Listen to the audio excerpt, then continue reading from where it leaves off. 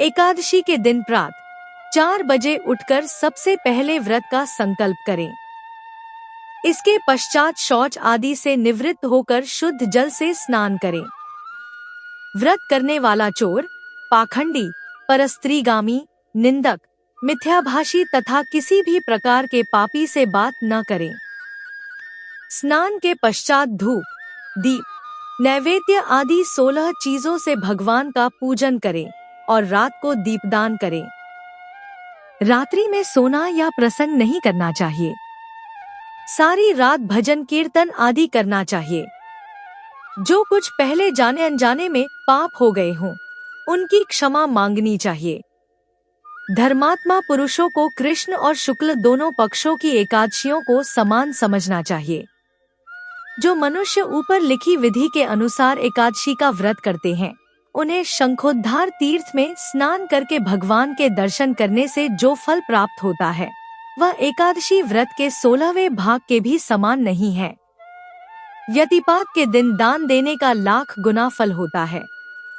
संक्रांति से 4 लाख गुना तथा सूर्य चंद्र ग्रहण में स्नानदान से जो पुण्य प्राप्त होता है, वही पुण्य एकादशी के दिन व्रत करने से मिलता है।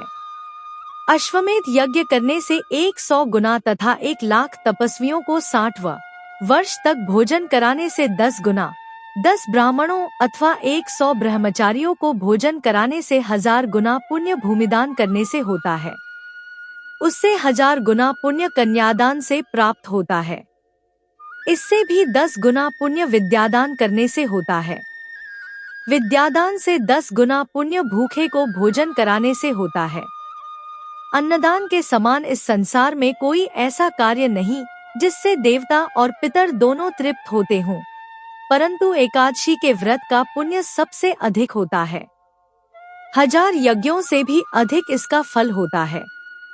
इस व्रत का प्रभाव देवताओं को भी दुर्लभ है। रात्रि को भोजन करने वाले को उपवास का आधा फल मिलता है और दिन में एक बार भोजन करने वाले को भी आधा ही फल प्राप्त होता है, जबकि निर्जल व्रत रखने वाले का महात्म्य तो देवता भी वर्णन नहीं कर सकते। युधिष्ठिर कहने लगे कि हे भगवान, आपने हजारों यज्ञ और 1,00,000 गोदान को भी एकादशी व्रत के बराबर नहीं बताया, सो यह तिथि सब तिथियों से उत्तम कैसे हुई, बताइए। भगवान कहने लगे, हे युधिष्ठिर, सतयुग में मुर नाम का दैत्य उत्पन्न हुआ। वह बड़ा बलवान और भयानक था। उस प्रचंड दैत्य ने इंद्र, आदित्य, वसु, वायु, अग्नि आदि सभी देवताओं को पराजित करके भगा दिया। तब इंद्र सहित सभी देवताओं ने भयभीत होकर भगवान शिव से सारा वृत्तांत कहा और बोले, हे कैलाशपति, मुर दैत्य से भयभीत होकर सब देवता मृत्युलोक में फिर रहे हैं। तब भगवान शिव ने कहा, हे देवताओं, तीनों लोकों के स्वामी, भक्तों के दो खून का नाश करने वाले भगवान विष्णु की शरण में जाओ। वे ही तुम्हारे दो खून को दूर कर सकते हैं। शिवजी के ऐसे वचन सुनकर सभी देवता क्षीर सागर में पहुँचे। वहां भगवान को शयन करते देख हाथ जोड़कर उनकी स्तुति करने लगे कि हे देवताओं द्वारा स्तुति करने योग्य प्रभु, आपको बारंबार नमस्कार है। देवताओं की रक्षा करने वाले मधुसूदन, आपको नमस्कार है। आप हमारी रक्षा करें। दैत्यों से भयभीत होकर हम सब आपकी शरण में आए हैं। आप इस संसार के कर्ता, माता पिता, उत्पत्ति और पालन करता और संहार करने वाले हैं। सबको शांति प्रदान करने वाले हैं। आकाश और पाताल भी आप ही हैं। सबके पितामह ब्रह्मा, सूर्य, चंद्र, अग्नि, सामग्री, होम, आहुति, मंत्र, तंत्र, जप, यजमान, यज्ञ, कर्म, कर्ता, भोक्ता भी आप ही है। आप सर्वव्यापक हैं। आपके सिवा तीनों लोकों में चर तथा अचर कुछ भी नहीं। हे भगवान, दैत्यों ने हमको जीतकर स्वर्ग से भ्रष्ट कर दिया है और हम सब देवता इधर उधर भागे भागे फिर रहे हैं। आप उन दैत्यों से हम सबकी रक्षा करें। इंद्र के ऐसे वचन सुनकर भगवान विष्णु कहने लगे कि हे इंद्र, ऐसा मायावी दैत्य कौन है जिसने सब देवताओं को जीत लिया है? उसका नाम क्या है? उसमें कितना बल है और किसके आश्रय में है तथा उसका स्थान कहाँ है, यह सब मुझसे कहो। भगवान के ऐसे वचन सुनकर इंद्र बोले, भगवान, प्राचीन समय में एक नाड़ीजंग नामक राक्षस था। उसके महापराक्रमी और लोकविख्यात मुर नाम का एक पुत्र हुआ। उसकी चंद्रावती नाम की नगरी है। उसी ने सब देवताओं को स्वर्ग से निकालकर वहां अपना अधिकार जमा लिया है। उसने इंद्र, अग्नि, वरुण, यम, वायु, ईश, चंद्रमा, नैऋत आदि सबके स्थान पर अधिकार कर लिया है। सूर्य बनकर स्वयं ही प्रकाश करता है, स्वयं ही मेघ बन बैठा है और सबसे अजय है। हे असुर निकंदन, उस दुष्ट को मारकर देवताओं को अजय बनाइए। यह वचन सुनकर भगवान ने कहा, हे देवताओं, मैं शीघ्र ही उसका संहार करूंगा। तुम चंद्रावती नगरी जाओ।